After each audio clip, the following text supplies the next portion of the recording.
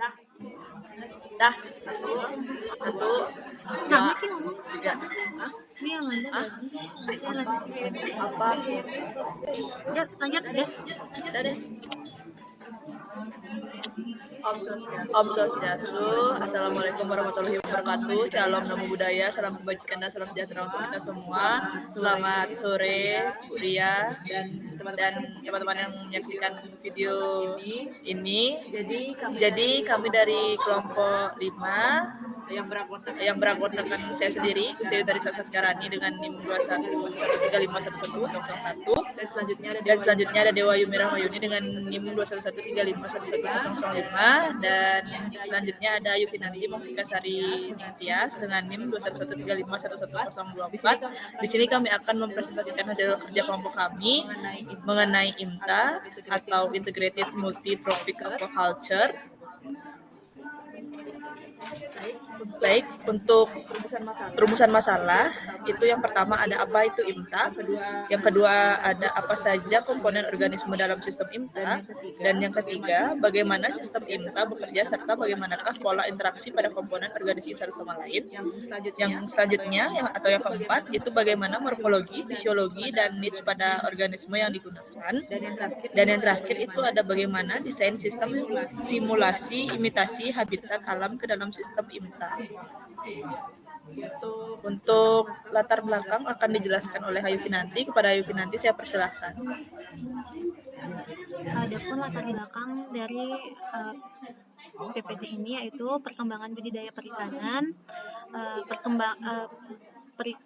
perikanan budidaya perkembangan pesat selama 10 tahun terakhir berdasarkan data yang dikeluarkan oleh Kementerian Kelautan dan Perikanan tahun 2018 dapat dilihat bahwa terjadi peningkatan produksi perikanan budidaya selama 8 tahun terakhir. Produksi sebesar 7,93 juta ton pada tahun 2011 meningkat secara signifikan menjadi 17,24 juta ton pada tahun 2018. Peningkatan produksi ini merupakan salah satu pengaruh dari perkembangan ilmu dan teknologi. Penerapan konsep polikultur telah berkembang pesat dan puncaknya pada akhir abad 20. Penerapan integrasi pada kegiatan aquaculture menghasilkan sebuah sistem polikultur baru yang berbasis pada integrasi spesies dengan tingkat tropik yang berbeda dan memiliki hubungan multilistik atau yang lebih dikenal dengan Integrated Multi-Trophic Aquaculture atau bisa dibilang IMTA.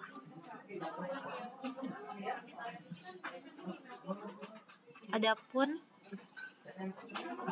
pembahasan dari IMTA, Integrated Multi-Trophic Aquaculture. IMTA merupakan sistem budidaya laut dengan pendekatan ekosistem yang dimanfaatkan ekosistem laut untuk mengatasi permasalahan lingkungan terhadap penggunaan pakan pada kegiatan budidaya.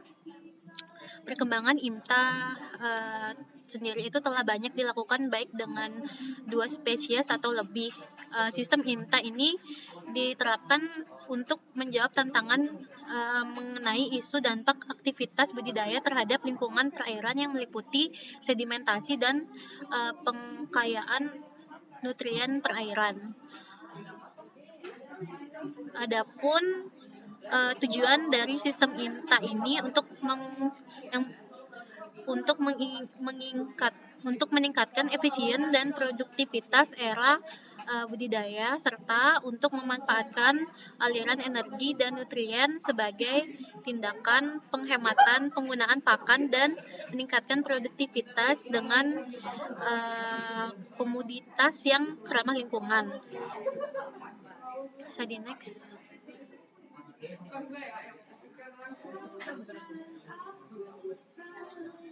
Adapun komponen organisme dalam sistem IMTA di perairan laut. Dalam IMTA ini berbagai komponen organisme dapat terlibat seperti ikan, rumput laut, organisme penyebar limbah, karang atau struktur buatan, fitoplankton ataupun zooplankton, dan mikroalga atau alga laut. setiap komponen memainkan peran yang berbeda dalam sistem IMTA. Rumput laut itu menjadi komponen utama dalam IMTA di perairan laut. Mereka memanfaatkan nutrien yang terbuang, membantu membersihkan air, dan memiliki nilai ekonomi sebagai produk olahan atau suplemen makanan. Dengan menghubungkan berbagai komponen organisme yang saling melengkapi, IMTA di perairan laut dapat mencapai keberhasilan dalam hal efisien nutrisi, manajemen limbah, dan keberlanjutan lingkungan. Adapun sistem kerja dari IMTA yaitu pada budidaya organisme rumput laut menjadi salah satu komponen utama dalam sistem IMTA dan memiliki peran penting dalam mencapai keberhasilan sistem tersebut. Organisme rumput laut memanfaatkan nutrien yang terhubung dari organisme lain dalam sistem IMTA. Limbah metabolik dan sisa pakan ikan konsumsi menjadi sumber nutrisi bagi rumput laut. Rumput laut itu menggunakan nutrien ini untuk tubuh dan berkembang, mengurangi konsentrasi nutrien berlebih dalam air dan membantu menjaga kualitas air. Dengan memanfaatkan nutrien yang terbuang, rumput laut membantu mengurangi dampak lingkungan negatif dalam sistem IMTA. Rumput laut memberikan habitat dan perlindungan bagi organisme laut lainnya. Misalnya, rumput laut menyediakan tempat berlindung bagi larva ikan, udang, organisme kecil lainnya. Ini membantu meningkatkan kelimpahan dan keragaman hayati di sekitar area IMTA. Bisa di next.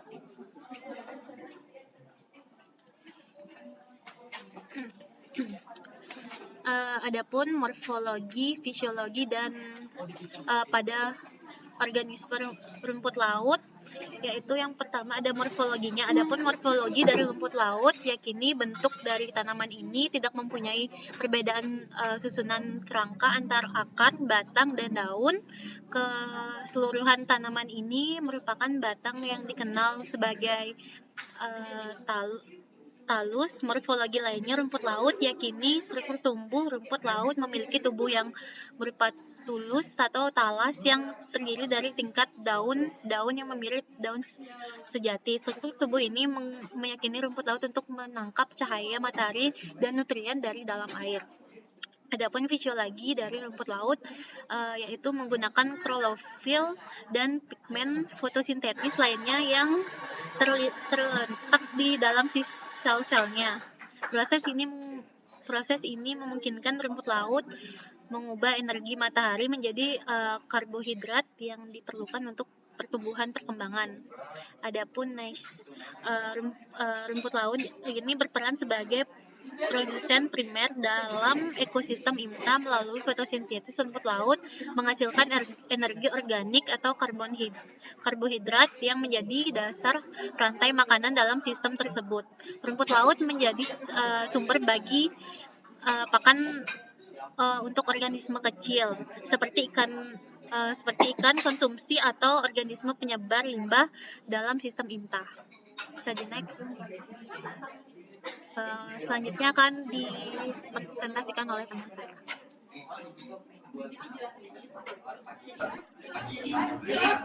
Baik, untuk yang selanjutnya itu ada morfologi, fisiologi, dan niche pada organisme kerang abalon atau Haliotis squamata. Untuk morfologinya sendiri, menurut Wijardi pada tahun 1984, Haliotis asinina atau yang bisa dikenal dengan nama kerang mata 7 atau kerang abalon memiliki satu cangkang yang terletak pada bagian atas. Pada cangkang tersebut terdapat lubang-lubang dalam jumlah yang sesuai dengan ukuran abalon. Semakin besar ukuran kerang abalon, maka semakin banyak lubang yang terdapat pada cangkang. Nah, jadi lubang-lubang tersebut tertata rapi mulai dari ujung depan hingga belakang cangkang. Kerang abalon juga mempunyai mulut dan atau sungut yang terletak di bawah cangkang serta sepanjang mata. Untuk fisiologi dari kerang abalon, menurut Rusiana pada tahun 2013, menyebutkan bahwa spesies ini memiliki organ-organ dalam tubuh yang saling berhubungan satu sama lain, sehingga membentuk suatu sistem, contohnya sistem pencernaan dan sistem pernafasannya. Pada sistem pencernaan, Haliotis asinina atau yang dikenal kerang kota 7 mempunyai sistem pencernaan yang kompleks. Pada sistem ini, makanannya berupa tumbuh-tumbuhan. Makanan yang dia makan dipotong-potong oleh mandibula, yang disebut mandibula. Nah, untuk niche di sini, kerang abalon memiliki peran penting sebagai organisme filtrator dalam sistem IMTA. Mereka menyaring air untuk mencari makanan, sekaligus membantu membersihkan air dari partikel organik dan nutrien berlebih. Dengan melakukan filtrasi, mereka membantu menjaga kualitas air dan mengurangi potensi eutrofikasi atau pencemaran. Kerang abalon memanfaatkan limbah yang dihasilkan oleh organisme lain dalam sistem IMTA. Nah, mereka memakan partikel-partikel organik dan nutrien yang terbuang dari ikan konsumsi atau organisme lainnya. Nah, dengan demikian, mereka membantu memanfaatkan limbah dan menciptakan kondisi lingkungan yang lebih seimbang. Untuk selanjutnya yaitu ada morfologi, fisiologi, dan niche pada organisme ikan kakap atau dengan nama latin L. calcarifer, yang dimana morfologinya yaitu bentuk tubuh ikan kakap memiliki tubuh yang berbentuk oval dan memanjang, memiliki sirip ekor yang kuat untuk berenang. Sisik dan kulit ikan kakap ditutupi oleh sisik yang licin dan terdapat pola warna yang khas. Sisik ikan kakap sendiri memberikan perlindungan terhadap cedera dan penyakit. Mulut dan gigi pada ikan kakap memiliki mulut yang besar dan gigi yang tajam. Hal ini memungkinkan mereka untuk memangsa dan memakan mangsa mereka. Nah, untuk fisiologi dari ikan kakap, di sini ikan kakap melakukan respirasi dengan menggunakan insang. Mereka mengambil oksigen dari air dan melepaskan karbon dioksida. Untuk sistem pencernaan dari ikan kakap itu memiliki sistem pencernaan yang kompleks, terdiri dari mulut, kerongkongan, perut, dan usus. Mereka memiliki kemampuan mencerna makanan dengan baik dan menyerap nutrisi yang diperlukan untuk pertumbuhan dan perkembangan. Untuk sistem saraf dan sensorik, pada ikan kakap itu memiliki sistem saraf yang berkembang dengan baik dan memiliki indera yang sensitif. Mereka mampu merasakan rangsangan dari lingkungan sekitar seperti suhu air, cahaya, dan gerakan mangsa. Nah, untuk yang niche pada ikan kakap itu konsumen puncak. Pada ikan kakap sering kali berperan sebagai konsumen puncak dalam ekosistem IMTA. Mereka memangsa organisme lain seperti ikan kecil, udang, atau krustasia lainnya. Dengan memangsa organisme lain, ikan kakap membantu mengendalikan populasi dan menjaga keseimbangan ekosistem dalam sistem IMTA. Pemanfaatan pakan, ikan kakap memanfaatkan pakan yang diberikan dalam sistem IMTA. Untuk selanjutnya dapat dilihat pada slide. Di sini merupakan gambar dari desain sistem IMTA yang kelompok kami gunakan.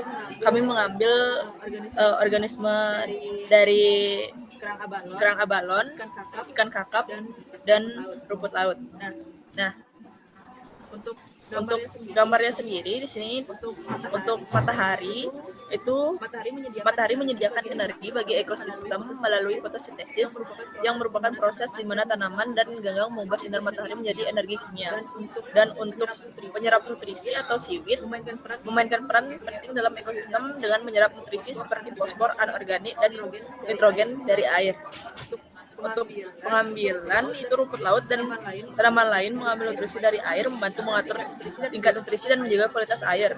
Untuk ekskresi ikan, limbah ekskresi ikan nantinya termasuk fosfor, anorganik, dan nitrogen ke dalam air melalui sistem ekskresi mereka. Untuk egestion ikan itu memasukkan partikel yang tidak tercerna seperti kotoran ke dalam air. Untuk selanjutnya yaitu pengumpan suspensi atau kerang seperti kerang dan tiram, merupakan pengumpan suspensi yang menyaring partikel termasuk karbon organik partikulat dari kolom air. Untuk ekskresi karbon organik partikulat itu limbah ekskresi kerang termasuk karbon organik partikulat kembali ke air setelah menyaring dan mengonsumsi partikel. Untuk konsumsi, partikel yang tertelan kerang tersuspensi dalam air termasuk bahan organik dan fitoplankton.